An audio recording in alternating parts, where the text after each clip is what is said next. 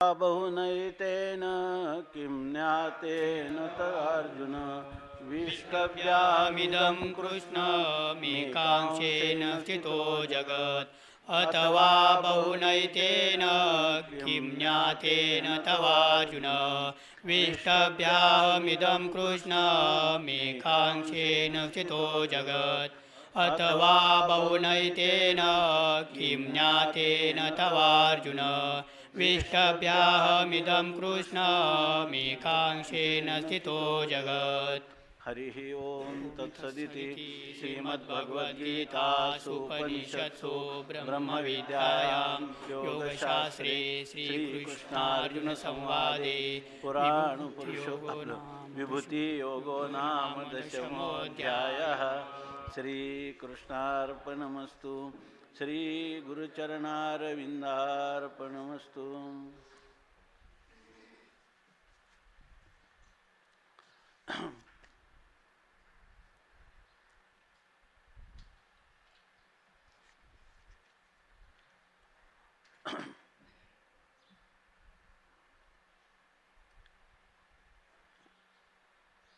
उपक्रम, उपसंहार, अर्थवाद, अपूर्वता, फल, अभ्यास या सर्व उपपत्ती या षडंगसहित या अध्यायाचं चिंतन केलं असताना यामध्ये भगवान जे विभूती सांगतात ते विभूती म्हणजे परमात्म्याचं विशेष रूपाला येणं आणि अर्जुनाला ध्यानासाठी अंतःकरण शुद्धीचं साधन म्हणून या ठिकाणी विभूती सांगतात. परंतु विभूती सांगण्यात तात्पर्य नाही, तर आपलं गंतव्य किंवा प्राप्तव्य जे आहे त्याची वारंवार भगवान परमात्मा अर्जुनाला जाणीव करून देतात की तुझ्या विभूती सांग म्हणताना ईश्वराच्या विभूती सांगितल्या, 75 विभूती संक्षेपाने सांगितल्या.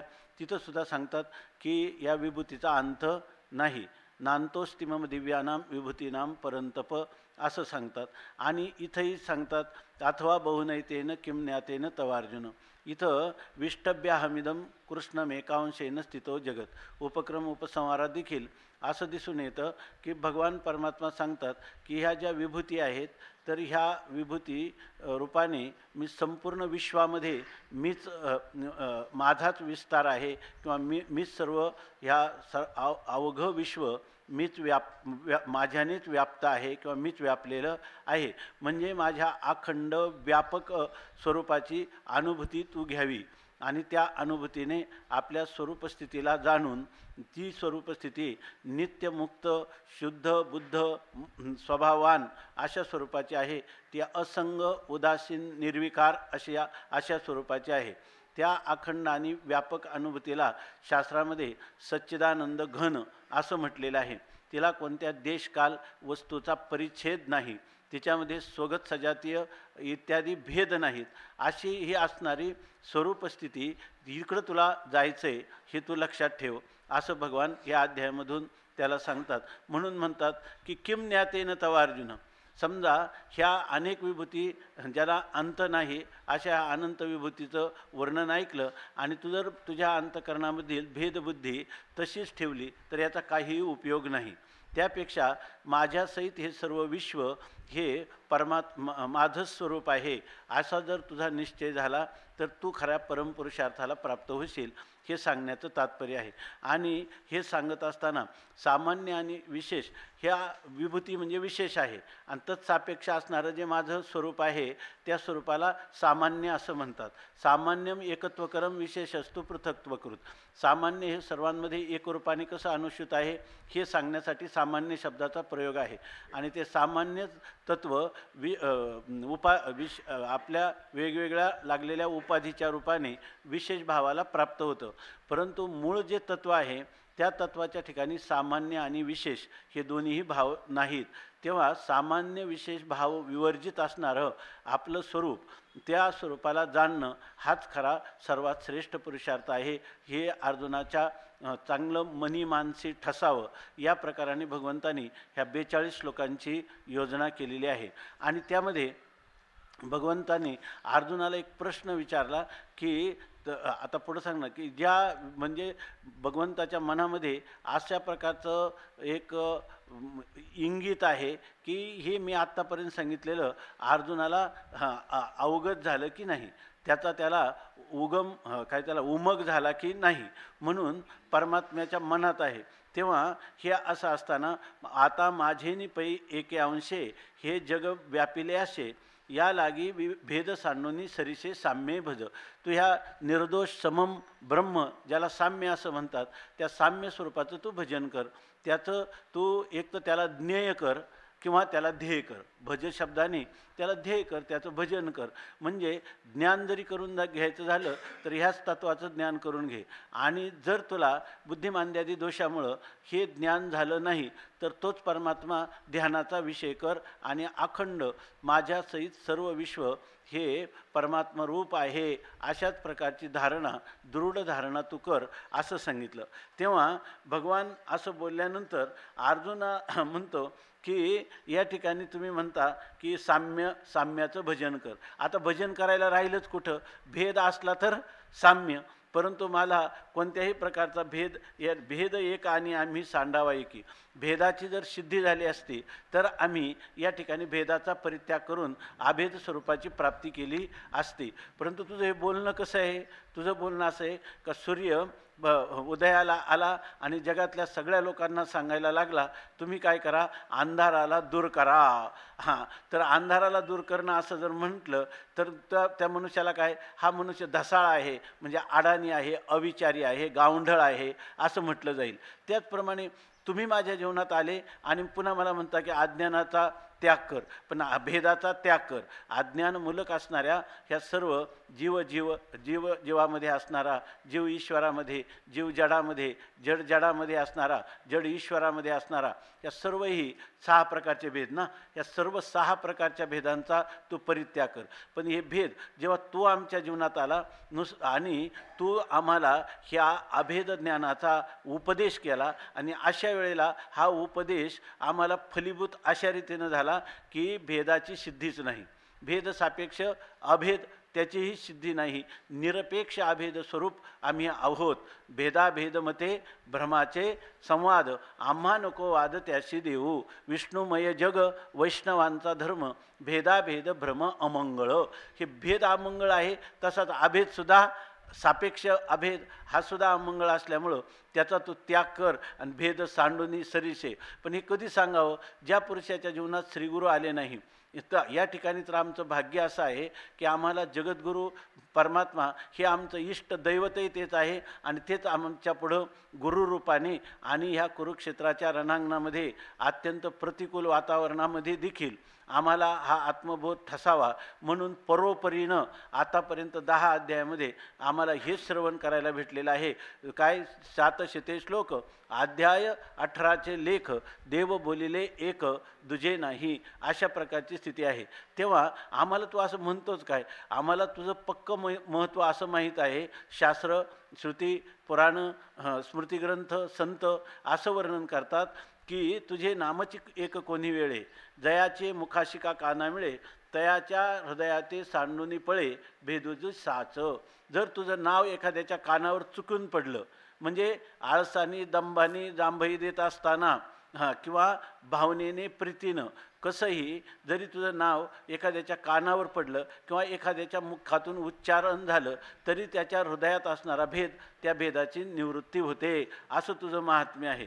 आणि तो परमात्मा ज्याचा नामाचा एवढा महिमा आहे, त्याचं नामाचं श्रवण किंवा नामाचं कीर्तन, नामसंकीर्तनाचा एवढा मोठा महिमा त्याचा आहे. आणि तो नामी, त्या नामाचा नामी असणारा साक्षात परब्रह्म रूप तू माझ्या जीवनामध्ये आला. आणि कसा आला तर माझ्या दैवे हस्तोदके दिधला असे, माझ्या भाग्याने काय केलं, त्या आपल्या हातावर पाणी ठेवून तुझं मला दान दिलेलं आहे.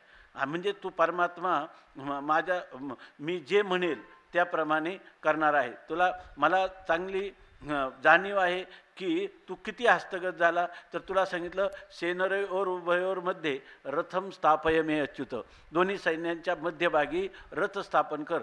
सगळा जगन्नायक असणारा परमात्मा पण काय सेनयोर उभयोरमध्ये स्थापयित्वा रथोत्तमम, त्या रथाची तू लगेच स्थापना केली, अशा प्रकारचा तो आहे. म्हणून आता असं जर माझं भाग्य असेल तर तो भेदू कायसा के देखाव्याशी, तो भेद कोणत्या प्रकारचा आणि कुठं पाहावा, म्हणजे त्या भेदाचा आम्हाला कुठं मागमूससुद्धा लागत नाही, अशा प्रकारची स्थिती आहे.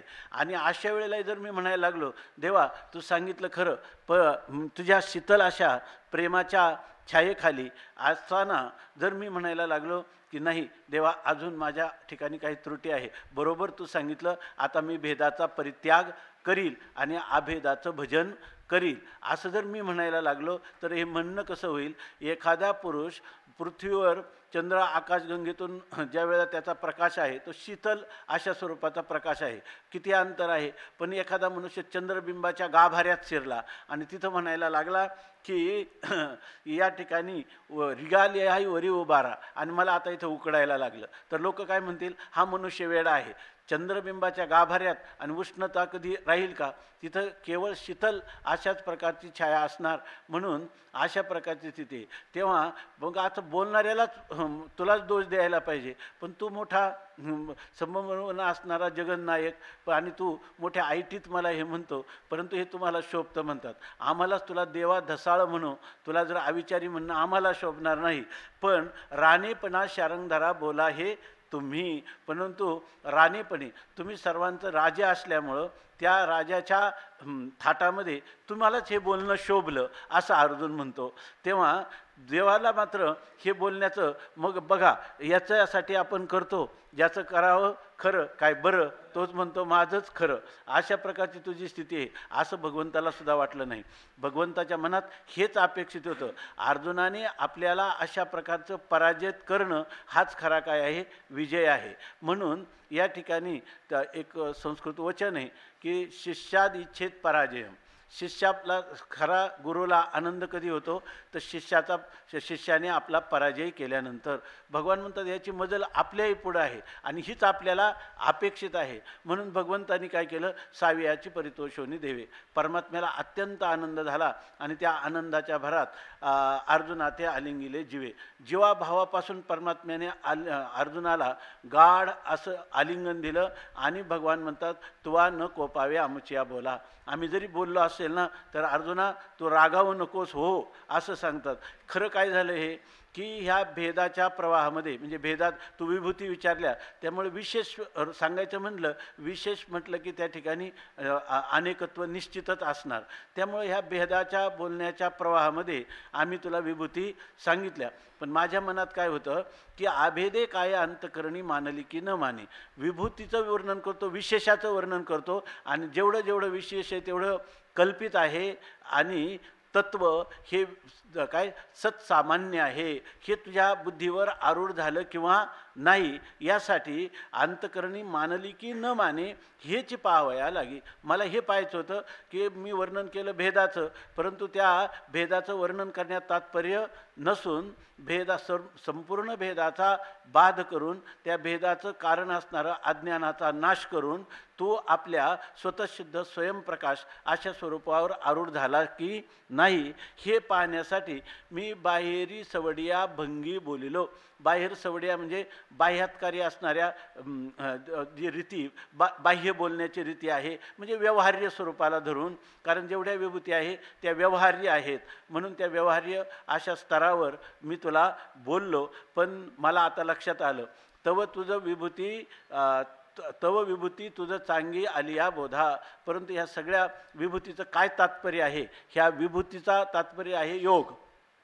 ह्या सगळ्या गीतेमधल्या सगळ्या अध्यायाला अर्जुन विषादापासून तर मोक्ष संन्यास योग इथपर्यंत सगळ्यांना योगच नाव दिलेलं आहे. म्हणून याला योगशास्त्र असं पुष्पिकेमध्ये म्हटलेलं आहे. योगशास्त्र म्हणजे परमात्मा प्राप्तीचा उपाय कथन करणारं जे शास्त्र आहे. शंसनात शास्त्रम इति उच्यते. असं शास्त्र तू श्रवण केल्यानंतर तुला विभूती तुझं चांगा आलिया बोधा. मला असं कळलं की मी बाह्यात्कारी रीतीनं वर्णन केलं तर अर्जुनाने त्या विभूतींचं बहिरंग चिंतन केलं नाही, तर त्या विभूतींच्या मूलभूत असणाऱ्या अधिष्ठानाला यथार्थ रीतीनं संशय विपर्यय रहित असं तू त्याला जाणलेलं आहेस. आणि हे मला चांगी बोधा आल्या. चांगल्या प्रकारे सम्यक बोध, साधुबोध असा तुला झालेला आहे. आणि साधुबोध झाला नरोनिया ठेला ठाईचं मुराला अनुभव. या ठिकाणी अनुभव, अनुभवी आणि अनुभव की त्रिपुटी विवर्जित असणारा स्वतःसिद्ध असा जो अनुभव आहे ते तूच होऊन राहिला आहेस हे मलाही चांगल्या प्रकाराने कळलं. आणि मग अर्जुन आता यापुढं भगवंताशी बोलायला लागला.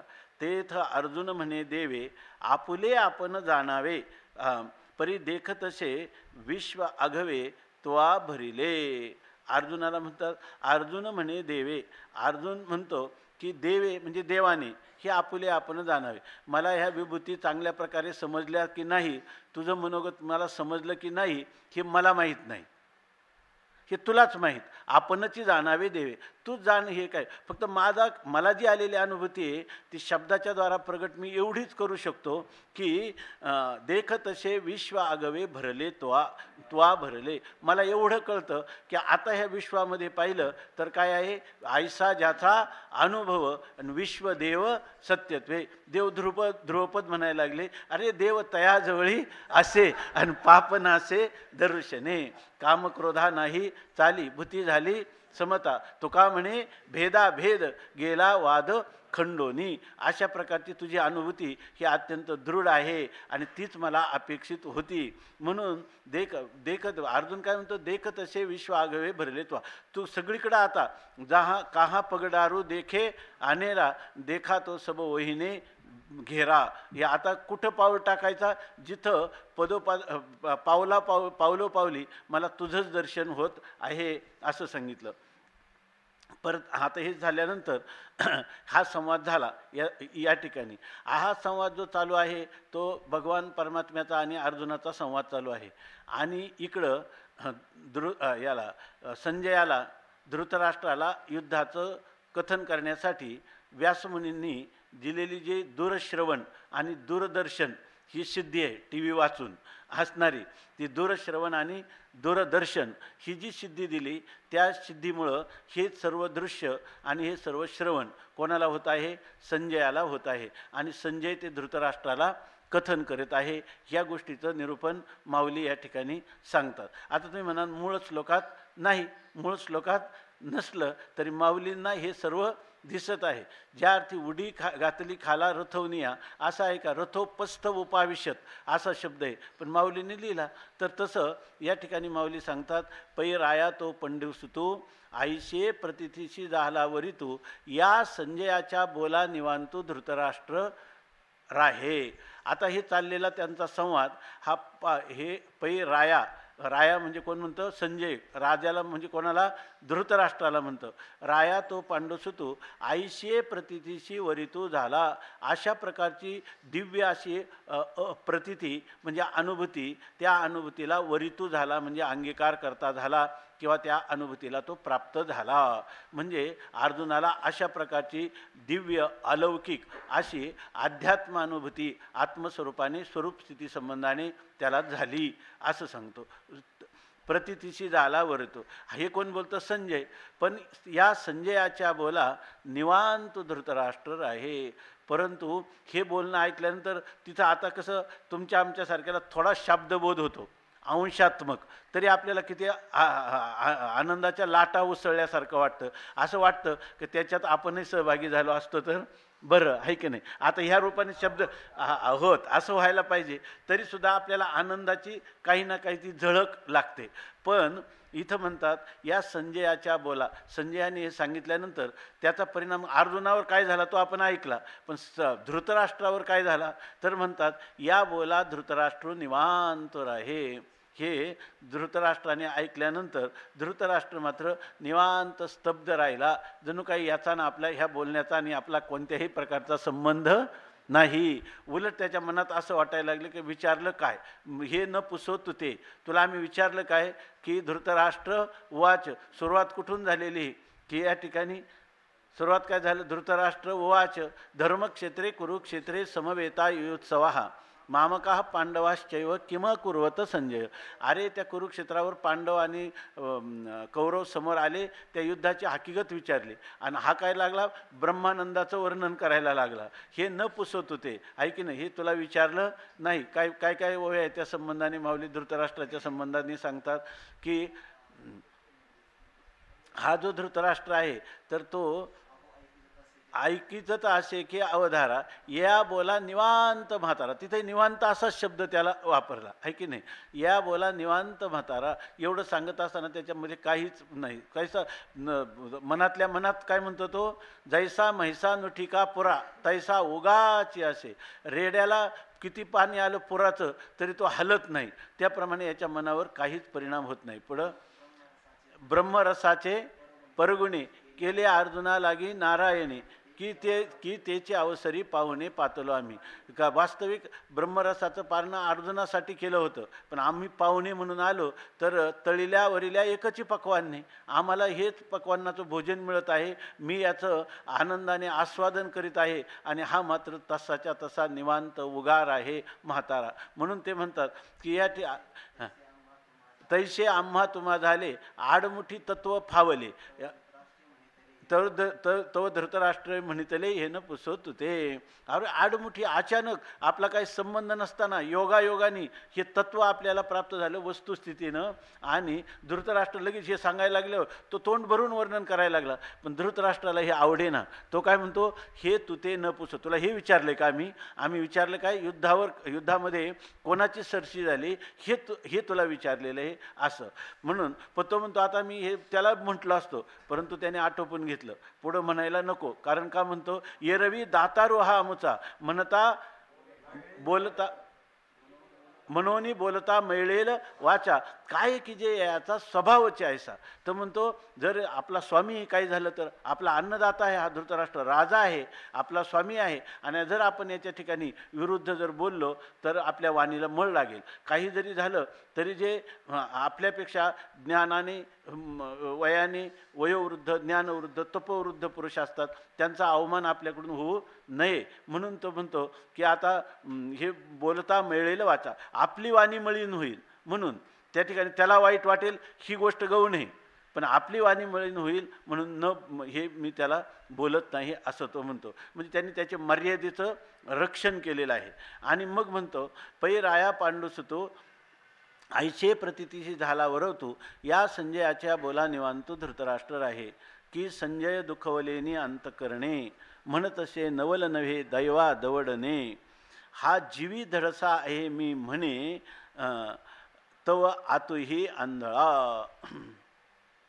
आता तो त्याच्याविषयी संजयाला वाटणारी हळहळ ती व्यक्त करतो की संजय दुखवलेनी अंतकरणे. संजयाचं अंतकरण अत्यंत दुःखी झालं. त्याला असं वाटतं की हा बोध जसा त्या श्रीकृष्णार्जुनाच्या संवादाचा मला होतो आणि त्या बोधाचं फल मी चाखून राहिलो, त्याप्रमाणे माझा स्वामी असणारा धृतराष्ट्र तो पण या बोधावर का आरूढ होऊ नये असं वाटतं. पण ना इलाज को क्या इलाज आहे म्हणून तो म्हणतो की दुखवलेनी अंतकरणे म्हणत असे. आणि तो असं मनातल्या मनात म्हणतो नवल नव्हे दैवा दवडणे. तो म्हणतो हे नवल नव्हे म्हणजे यांनी म्हणतो आक्षेपार्थाने हे मोठं आश्चर्य नाही काय, दैवा दवडणे म्हणजे एवढं मोठं दैव भाग्य प्राप्त झालं आणि त्या भाग्याचा हा काय करतो पाठलाग करायला पाहिजे होता, पण त्याला तो दवडून टाकलं. म्हणजे त्या भाग्यापासून तो च्युत झाला, भाग्यापासून तो परान्मुख झाला. म्हणून म्हणतो नवल नव्हे हे नवल नाही, दैवा दवडणे हे नवल नव्हे. भाग्याला मनुष्याने बाजूला सारणं हे त्याचं हे आश्चर्यकारक गोष्ट नाही का.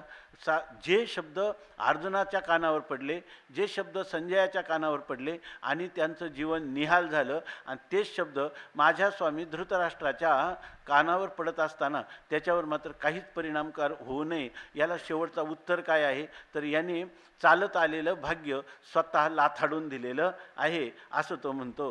तर मनातल्या मनात म्हणतो हा जीवी धडसा आहे मी म्हणे तेव्हा आतुही आंधळा. मला असं वाटत होतं की जीवी म्हणजे अंतकरणाने हा जरी आंधळा असला, हे जे आहे ना बहिऱ्या माणसाला ब्रह्मज्ञानाची अडचण आहे, आंधळ्या माणसाला ब्रह्मज्ञानाची अडचण नाही का. त्याला फक्त तत्वमसी वाक्य त्याच्या कानावर पडलं की तत्वमसी ऐशी वाणी एक वेळ पडता कानी अविद्या निद्रा गेली पळवणी तत्क्षणी जागिन्नला. तर मला काय वाटत होतं, याचा अंतकरणात सहित असणारं श्रवणेंद्रिय हे तर चांगलं आहे. हां, म्हणून या ठिकाणी तो अंतकरणाने, याचा अर्थ काय, श्रवण केलं तर कोणाला फलीभूत होतं, ज्याचा त्या श्रवण केलेल्या विषयाची उपाधी शुद्ध अंतकरण असेल तर, बरोबर ना. त्या शुद्ध अंतकरण असेल तर ते शब्द कानावर पडले तर त्याच्या ठिकाणी हा बोध जो आहे तो फलीभूत होतो. तो म्हणतो मला वाटत होतं आतापर्यंत जीवी धडसा आहे, हा अंतकरणाने ठीक आहे, म्हणजे धडसा आहे म्हणजे धड आहे म्हणजे चांगला आहे असं वाटत होतं, फक्त बाहेरून याला डोळे नाहीत. तर तो म्हणत होता पण आता मला असं झालं की माझा भ्रमनिराश झाला. हा आतूही आंधळा, आतही हा म्हणजे अंतकरणानेही हा आंधळा आहे आणि बाह्य असणारे जे नेत्र आहेत त्या नेत्रेंद्रियानेही तो आंधळा आहे असं तो म्हणतो. परी असो हे तो अर्जुनू स्वहिताचा वाढवितसे मानू की याही वरी तया आणू दिवसा उपनला. ज्या वेळेला अशा सत्संगाचं आयोजन होतं किंवा श्रवण करण्याचं भाग्य होतं त्याच वेळेला त्या मनुष्याला एकापुढं एक असं त्यांनी त्याचा लाभ घेतला पाहिजे, जेणेकरून आपला प्रतिदिन अधिक उत्कर्ष होईल, आध्यात्मिक उत्कर्ष होईल. असं जसं ज्ञानोबारायांच्या विषयी कोण नामदेवराय म्हणतात का नाही भगवान म्हणतात मला वाटतं, जो जो दिवस उगवला तो येणे सार्थक केला ना. एक काय, जो जो दिवस उगवला तो ज्ञानदेवे सार्थक केला. याच्या ठिकाणी जो एक देवाला देवच म्हणतात ना. ज्ञानोबारायांनी आपल्या जीवनातला कोणाला सांगतात, आईसाहेबांना सांगतात, रुक्मिणी मातोश्रींना सांगतात की हा एवढा मोठा महापुरुष आहे की यांनी 22 वर्षातच एवढ्या बोधाला हा प्राप्त झाला. याचं कारण आहे की याच्या जन्मापासून जो जो दिवस उगवला तो ज्ञानदेवे सार्थक केला. पुढं पदपदांतर कथिला जेने आत्माराम संतोषे, जेने आत्माराम संतोषे. यांनी गीतेच्या टीकेच्या रूपाने काय पदापदाचं आहे की नाही वर्णन केलं आणि पदपदांतर कथिला आणि जेने आत्माराम संतोषे, जेणेकरून आपला आत्माराम संतुष्ट होईल. अशाच प्रकारचं याचं दररोजचं एका नंतरचा क्षण, एक क्षण गेला का पुढच्या क्षणाला आपलं पूर्वीच्यापेक्षा अनर्थाची निवृत्ती होऊन अर्थाकडं आपली प्राप्ती पाहिजे. आणि अशा प्रकारचं इथं सांगतात की तो म्हणतो परी असो हे तो अर्जुनू स्वहिताचा वाढवितसे मानू की याही वरी तया अनु दिवसा ओपनला. काय बरेचसे लोक जे आहे ना श्रीगुरूंचा जेव्हा सहवास येतो त्यावेळेला बऱ्याच वेळेला त्यांना असं वाटतं, कोणी सेवा पण योग्य रीतीनं काया वाचा मनाने तन मन धनाने करतात, त्यांचं श्रवणही करतात, परंतु जीवनमुक्तीच्या विलक्षण सुखाचं रहस्य हे त्यांच्याकडून प्राप्त करून घेतलं पाहिजे. जीवनमुक्तीच्या विलक्षण सुख म्हणजे काय, विषय नसताना सुद्धा काय हरू म्हणे नेनिजे देवी जैसे का स्वरूप तैसे तैसे हे नित्य नूतन देखीजे गीता तत्व. म्हणून ह्या गीता तत्वाचं आपण अशा प्रकारचं ज्ञानेश्वरीचं चिंतन केलं पाहिजे की जेणेकरून प्रत्येक क्षण हा नित्य नूतन आहे आणि त्या नित्य नूतन क्षणामध्ये नित्य नूतन आनंदाची वृद्धी होत आहे. आणि हे जे रहस्य आहे हे रहस्य आपण श्रीगुरूंच्या द्वारा समजावून घेतलं पाहिजे. तर आपल्याला प्रत्येक क्षण जो आहे तो उत्तरोत्तर आनंदाचे डोहे आनंद तरंग, आनंदाचे अंग आनंदाची. तिथं हा म्हणतो की परी असो हे तो अर्जुन म्हणता, इकडे बाकीचं काही असो, परी हे असो हे राहू द्या, आता हे धृतराष्ट्राचं असंच चालायचं. पण अर्जुनू स्वहिताचा मानू वाढवितसे. अर्जुन एक एक भगवंताचा शब्द त्या बाणांची त्या ठिकाणी सारखा वर्षाव असताना, रथांचा गडगडाट असताना, तिथं ते घोड्याचे हत्तीचे चित्कार त्या ठिकाणी असताना तरीसुद्धा त्या ठिकाणी हा परमात्मा त्याला कथन करतो आणि अर्जुन आपल्या सर्वांगाचे कान करून ते ऐकून आपल्या बुद्धीवर हे सिद्धांत आरूढ करून त्याचा अनुभूतीमध्ये पर्यवसान करीत आहे आणि प्रत्येक क्षणाक्षणाला आनंद अर्जुनाचा वाढत आहे. तो आपल्या स्वहिताचा मानू वाढवित असे. माणसाने इतरांचं कल्याण आणि अकल्याण याचा विचार करण्यापेक्षा स्वहिताचा, आपल्या तुकाराम महाराजांनी कसं लोकांना सांगितलं, देव घ्या कोणी, देव घ्या कोणी, आयता आला घर पुसोनी, पण शेवटी नाही घेत. तर तुकाराम महाराजांनी शेवटचं काय केलं, दुबळा तुका भावे विनन, उधारा देव घेतला ऋण. थोडासा अर्थ त्याचा बदल आहे, परंतु त्याचा अर्थ तुम्ही नाही घेत तर आमचा अनहित कशाला करू. म्हणून या ठिकाणी म्हणतात अर्जुन मात्र ह्या गोष्टीत पडला नाही. धृतराष्ट्रासारख्या अर्जुनाने काय केलं, सर्व संघ परित्यागाच्या भूमिकेत एक संन्यस्त वृत्तीतच अर्जुन या ठिकाणी हे श्रवण करीत होता. म्हणून स्वहिताचा वाढवी तसे मानू. आपलं जे कल्याण आहे हित व्हावे तरी दंभ दुरी ठेवा, करा काय चित्तशुद्धी सेवा देवाची आहे. आवडी विठ्ठल गाईजे एकांती, आलभ्य ते येती लाभ घरा. पुढे पण हे एक त्याच्यातलंच एक चरण आहे, काय लक्षात नाही. आपल्या जीवनामध्ये इतरांच्या हितापेक्षा आपल्या हिताचा विचार करणं हे अधिक चांगलं आहे. स्वामी महाराज विनोदाने सांगायचे, दुसऱ्यांचे गुण आणि दोष हे दोन्ही पाहत बसू नये. आपल्या ठिकाणी दोषांचा त्याला काय म्हणतो, दोषांचा क्षय आणि गुणांची वृद्धी कशी करावी हे पाहावं. आणि असं पाहिलं असताना सत्वगुणाची जेव्हा अत्यधिक वृद्धी होते तेव्हा तो रजोतमगुणाला घालून स्वतःही निवृत्त होऊन आपली बुद्धी ही आपल्या अधिष्ठान स्वरूपाच्या ठिकाणी कायमची लीन किंवा बाधित करतो. अशा प्रकारची नुरोनिया ठेला ठाईचं मुराला अनुभव, अशा प्रकारची कापुराची वाती उजळली ज्योती, ठाईचं समाप्ती झाली जैसी. तर या रीतीनं आपण काय केलं पाहिजे की आपला स्वतःचा जो हित आहे ते वाढतं हित कशाने होईल, असं जोपर्यंत गुरूंचा शास्त्रांचा उपदेश आहे किंवा आपल्यावर ईश्वराचा अनुग्रह आहे त्याचा सगळ्यांचा लाभ म्हणजे काय तर आपलं आत्मकल्याण. आणि उत्तरोत्तर इतकं कल्याण झालं पाहिजे की ज्या ठिकाणी मनुष्याला दुःख ते कैचे नये स्वप्नाशी, एवढ्या स्थितीपर्यंत पोचण्यासाठी ह्या गोष्टींचा उपयोग केला पाहिजे. आणि होतं काय, आपल्याला लक्षात पण येत नाही, आपण दुसऱ्याचं हित, दुसऱ्याचं काही जे सामान्य लोक आहेत ते शत्रुआदिकांचं दुःख, त्यांना दुःख निर्माण करून आपलं सुख वाढेल अशा प्रकारच्या भ्रमात राहतात. तर काही लोक जे आहेत तर अंतकरण दुःखाने बुडते हे जन न देखवे डोळा. परंतु आत्तापर्यंत पहा, कृष्णादी अवतार झाले, राम अवतार झाले, तरी सगळे लोक दुष्ट लोक संपलीत का? ही जी चक्र परंपरा, ही जे विश्वचक्र आहे त्या मूळ मायेचं कार्य असल्यामुळे त्रिगुणात्मिका मायेचे सगळी कार्य ही होतच राहणार. सगळी कशी आहेत, ही सगळी कल्पित आहेत, मिथ्या आहेत. परंतु यांचं चक्र त्या अधिष्ठानाच्या बळावर अधिष्ठानावर राहून त्याला झाकून या ठिकाणी आपला महिमा सगळ्या लोकांना दाखवतं आणि जग काय मोहिले या कामी, सर्वांना त्या ठिकाणी भ्रमिष्ट करून टाकतं. अशा प्रकारचं हे चक्र चालू आहे. ह्या चक्रामध्ये आपल्याला गुणातीत अवस्थेत जायचं, याच्यासाठी आपण आपल्या हिताकडे लक्ष ठेवलं पाहिजे. स्वामी महाराज विनोदाने सांगायचे, एका मनुष्याला मलावरोधाचा त्रास होता, म्हणजे त्याला शौचाला कधीच साफ व्हायचे नाही, त्याला शौचाला खडे व्हायचे आणि खूप वेदना वगैरे व्हायच्या. तर तो पूर्वीच्या काळात लोक शौचाला बाहेर जात होते. तर तो मनुष्य गेला आणि खूप त्याला त्रास होत होता आणि वर ते थोडं याच्या दुसरा एक मनुष्य आला आणि त्या कड्यावर बसला. त्याला होता आमांश, त्याला जुलाब होत होते आणि त्याला एकदम खळखळ त्याचं पोट साफ झालं आणि ते सर्व त्याच्या डोक्यावर पडलं. हा खाली होता कड्याच्या. तो म्हणला, वा वा काय भाग्यवान मनुष्य. अरे तो भाग्यवान मनुष्य, पण तुझ्या अंगावर काय.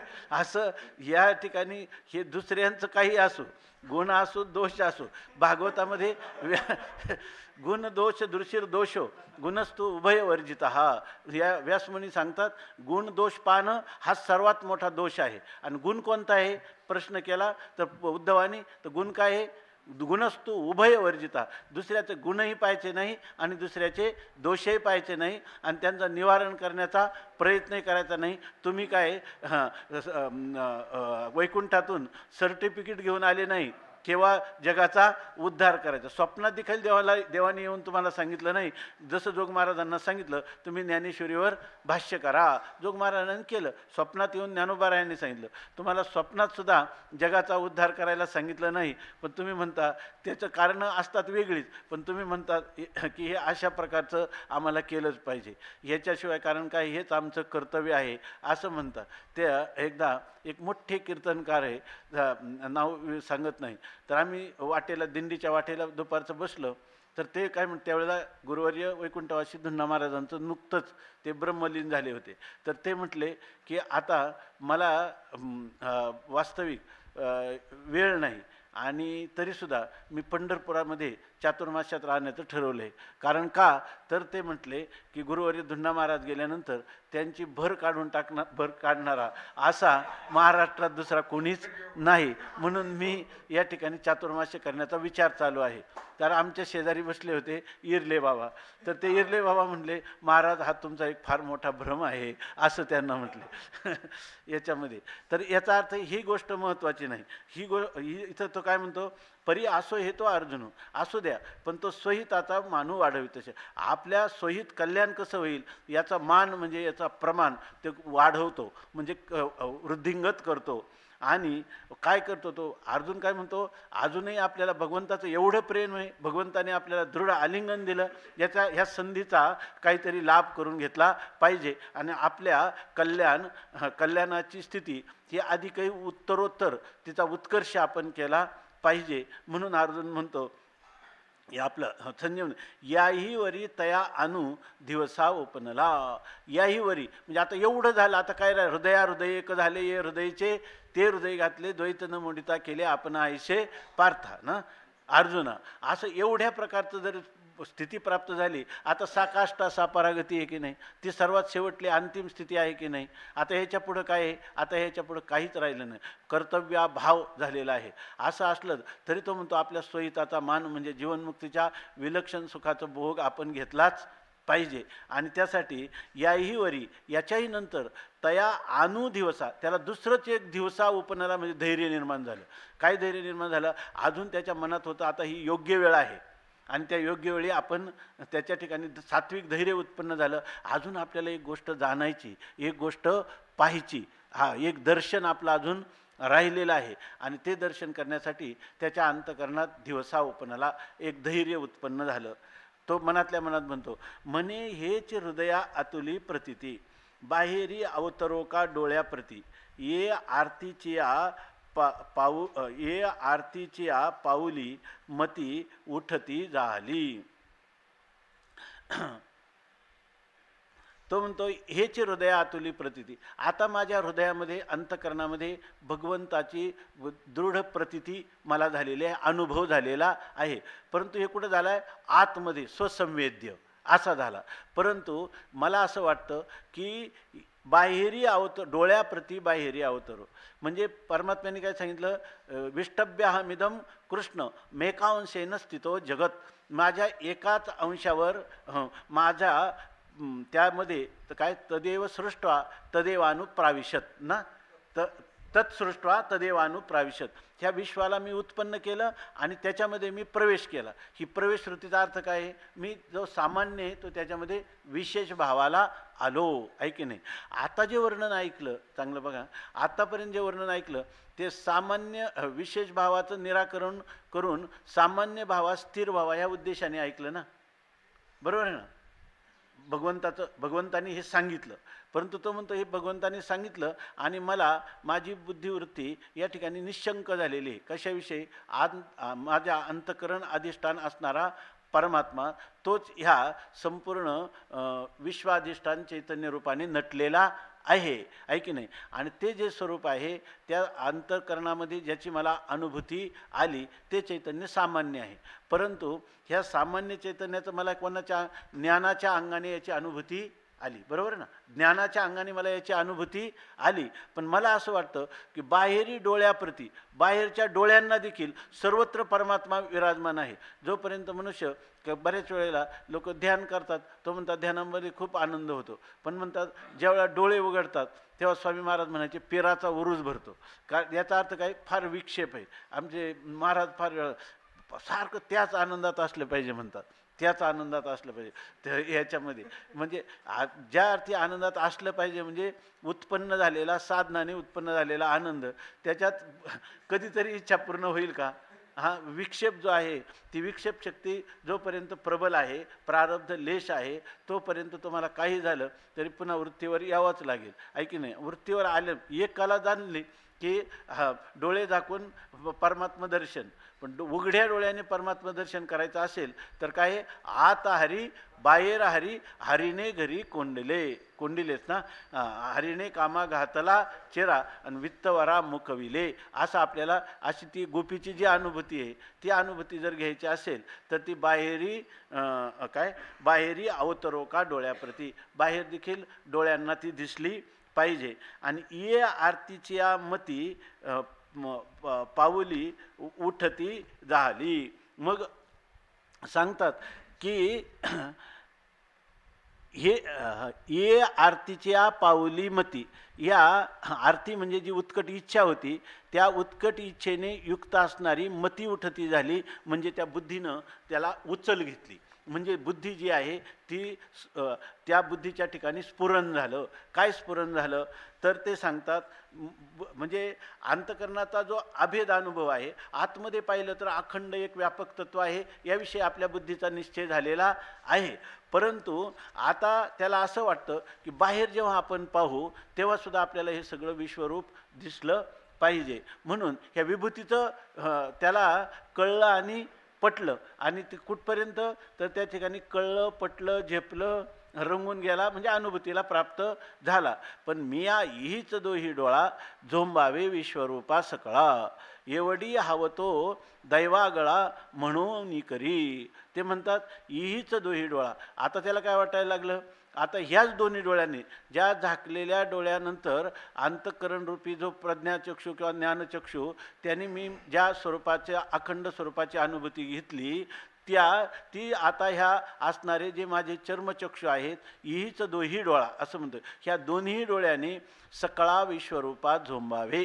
मी ह्या संपूर्ण जे विश्वरूप आहे त्या विश्वरूपाला झोंबावं, आलिंगन करावं, स्पर्श करावा, त्याला पाहावं, ह्या विश्वरूपाची मला अनुभूती यावी. म्हणजे माझ्या डोळ्याने मला याचा परमात्म्याच्या ह्या व्यापक अखंड अनुभूती यावी, असं तो म्हणतो. झोंबावे विश्वरूप सकळा. वास्तविक आहे, चांगलं पहा. आता असं जर अनुभूती झाली, आता एकदा हा बुद्धिनिश्चय आत्मज्ञान, त्याच्या पुढचा प्रवास कोणता पाहिजे, ब्रह्मरूप भावे आपण ब्रह्मनिष्ठा राखे पूर्ण आणि अहर्निशी, असं पाहिजे की नाही. परंतु अर्जुन या ठिकाणी काय म्हणतो, याची अपेक्षा करतोय का? नाही. अर्जुन म्हणतो की तुझं जे विश्वरूप आहे, सर्व विश्वात तूच जर भरलेला पुरलेला आहे, विठ्ठल जळीस्थळी भरला, रीता ठाव नाही उरला, तर मग माझं काय, आजिम्या दृष्टीने पाहिला विठ्ठलची, अशा प्रकारचं सर्वत्र मला तुझं भगवत दर्शन व्हावं. म्हणून तो म्हणतो झोंबावे विश्वरूप सकळा. आता वास्तविक मनुष्य जीवनामध्ये, चांगलं पहा, मनुष्य जीवनामध्ये जर मनुष्याने फार मोठा प्रवास केला तो कोणता आहे, ब्रह्मज्ञान आणि जीवनमुक्ती, आहे की नाही. एवढा प्रवास अपेक्षित आहे का? शास्त्र त्याच्या पुढं काही सांगतं नाही. परंतु इथं मात्र अर्जुनाने हे मागितलं, याचं कारणच असं आहे की एवढी इतकी हाव त्याला सुटली का पुन्हा आता ह्या संधी आहे, तर या संधीमध्ये बाह्य जर ज्या वेळेला उघड्या डोळ्याने आपण ह्या जगाकडं पाहतो, त्यावेळेला आपल्याला जगनोहे हा अवघा जनार्दन, तर त्या परमात्म्याचीच अनुभूती आपल्याला यावी, अशी त्यांनी हेची हाव करी.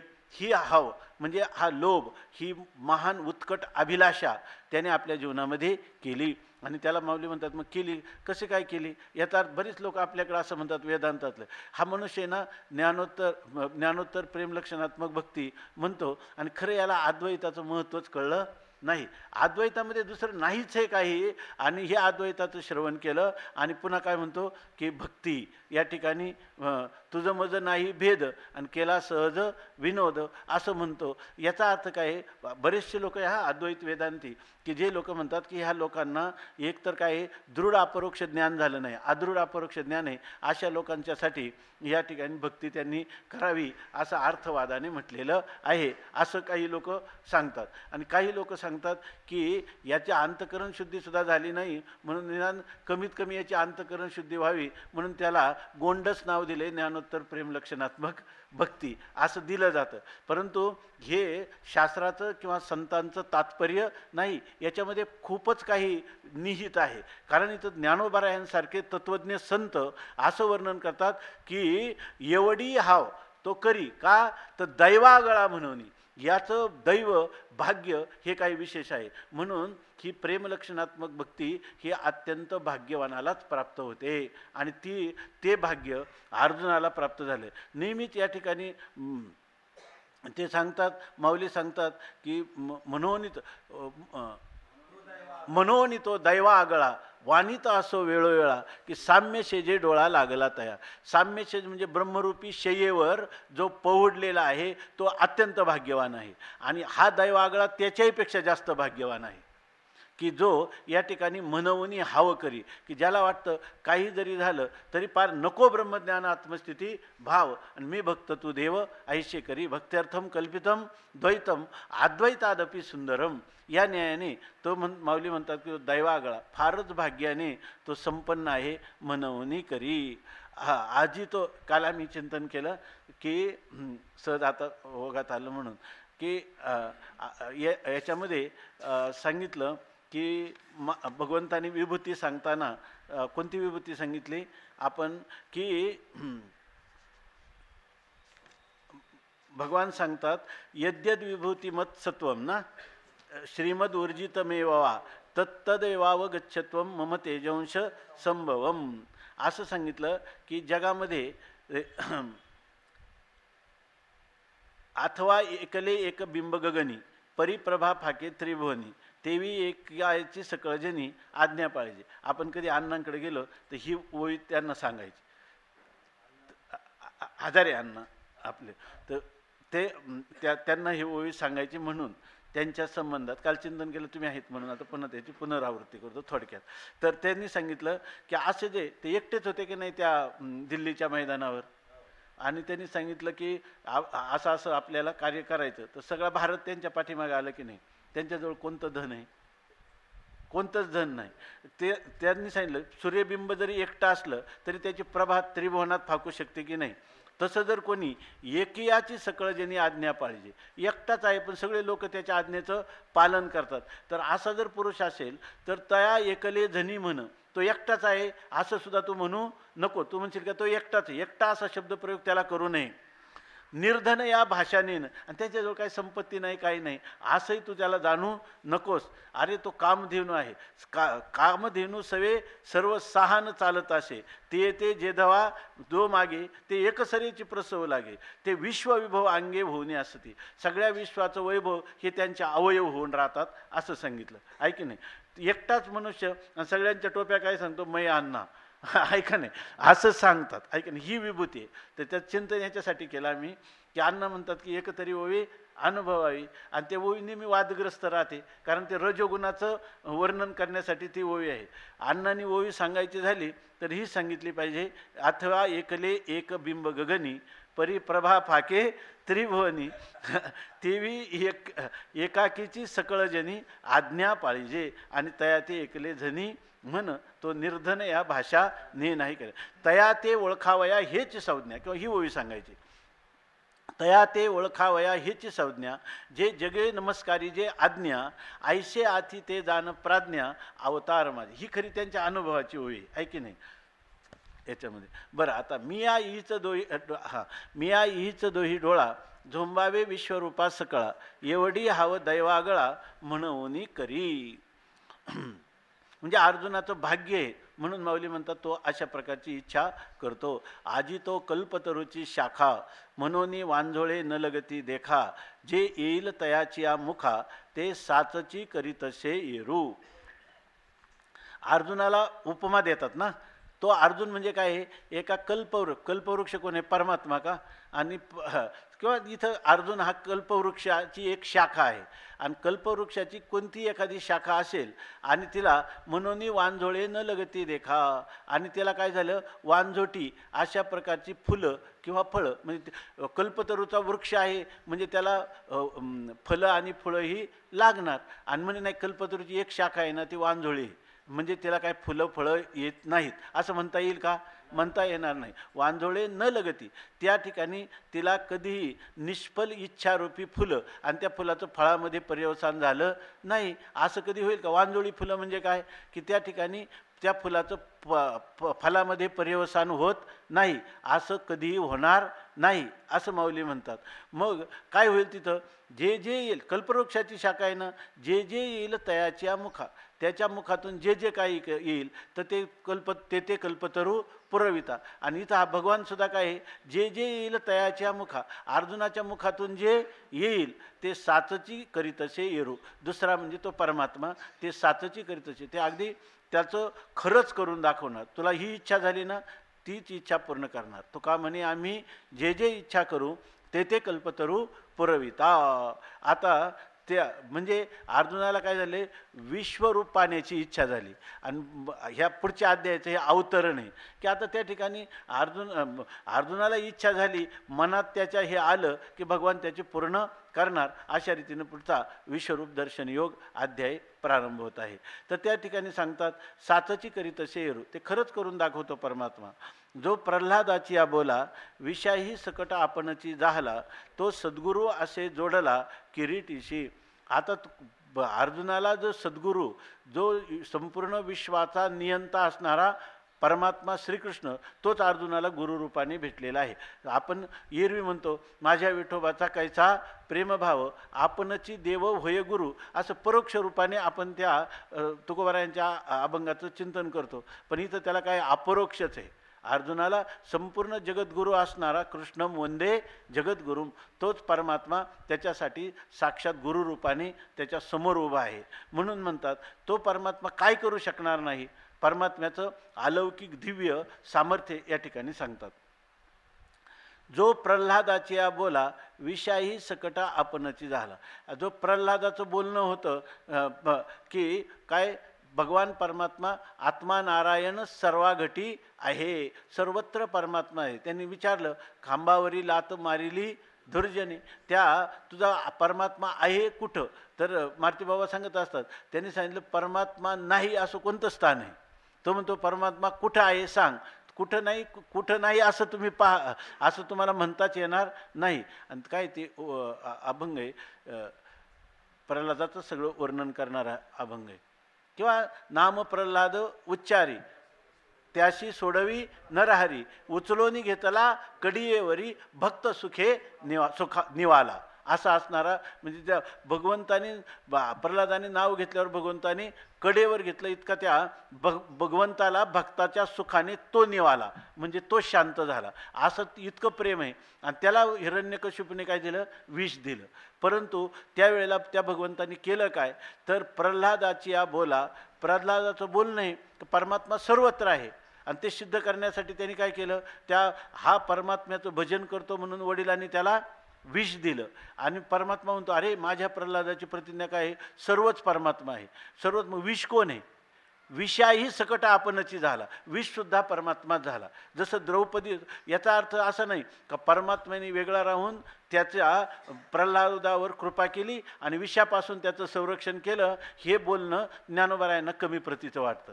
तो विषच परमात्मा झाला. नाथ महाराजांनी जसं त्या भागवतातल्या वेळ आठवल्या तर सांगा की ते सांगतात, द्रौपदीची आतिसाकडी सभेशी नेसता ते दिसे काय नाही, म्या निजांगे घालूनी उडी वस्त्राच्या कोडी पुरविल्या. मग भगवान म्हणतात की द्रौपदीचा जेव्हा संकट आलं तेव्हा मी कोट्यावधी वस्त्र त्याला पुरवली. परंतु ते म्हणतात, परंतु जर मी लुगडी पुरवली म्हणताना भगवंताला असं वाटतं, भगवान म्हणतात जर मी ती वस्त्र पुरवली वेगळेपणाने तर ते नेसवा ते तिला लागतील ना. मग नेसता दिसेल ते उघडी, नेसताना ती उघडी दिसेल म्हणून ते म्हणतात काय म्या निज नेसती लुगडी सोय झालो, ती लुगडीच मी झालो. म्हणून हे जे 24 अवताराचं वर्णन केले ना, डोंगरे महाराज सांगायचे की एक 25वा अवतार आहे आणि तो भगवंताचा वस्त्र अवतार आहे. डोंगरे महाराज सांगायचे की या ठिकाणी भगवान हे वस्त्र झालेले आहे. तसा इथं विषाही सकट आपणची झाला, परमात्माच विषरूपाने देखील झाला. आणि असं ज्या परमात्म्याचं सामर्थ्य आहे, अशी ज्याची कर्तुम अकर्तुम अन्यथा कर्तुम शक्ती संपन्न आहे. पण खरा त्यातला गुण कोणता आहे? भक्तवत्सलता, भक्ताविषयी असणारं वात्सल्य. आणि त्या वात्सल्याने परमात्मा सद्गुरू जोडला असे किरीटीशी, तो परमात्मा गुरुरूपाने किरीटी अर्जुनाला प्राप्त झाला आहे की नाही. म्हणून आणि अशी स्थिती असल्यावर म्हणून सांगतात, म्हणून विश्वरूप पुसावया लागी, पार्थ रिगता होईल कवने भंगी, ते सांगेन पुढील ये प्रसंगी, ज्ञानदेव म्हणे निवृत्तीचा. म्हणून अशी स्थिती आहे म्हणून विश्वरूप पुसावया लागेल, म्हणजे विश्वरूपाविषयी विचारणा करणार, म्हणजे ते विश्वरूप तुम्ही मला दाखवा. मदनुग्राह्य परमं गुह्यमाध्यात्म संज्ञितम यत्त्वयोक्तम वचस्तेन मोहोयम विगतो मम. पुढं काय? भवाप्ययौ हि भूतानं श्रुतौ विस्तरशो मया त्वत्तः कमलपत्राक्ष महात्म्यमपि चाव्ययम्. एवं एतद्यथार्थत्वं मात्मानं परमेश्वर द्रष्टुमिच्छामि ते रूपम ऐश्वरम पुरुषोत्तम. मन्यसे यदि तच्छक्यं मया द्रष्टुमिति प्रभो योगेश्वर ततो मे त्वं दर्शयात्मानमव्ययम्. तुझ्या ह्या अविनाशी स्वरूपाला तू माझ्या डोळ्यांना दाखीव, अशा प्रकारचं म्हणतो. म्हणून म्हणतात पार्थ रिगता होईल कवने भंगी. हे विचारण्यासाठी पार्थ आता कवने भंगी रिगता होईल, कोणत्या भंगी म्हणजे कोणत्या रीतीनं, कोणत्या पद्धतीनं तो आता तिकडं काय होईल, प्रवृत्त होईल. तो कशा रीतीनं प्रवृत्त होईल हे सांगेन पुढील प्रसंगी ज्ञानदेव म्हणे.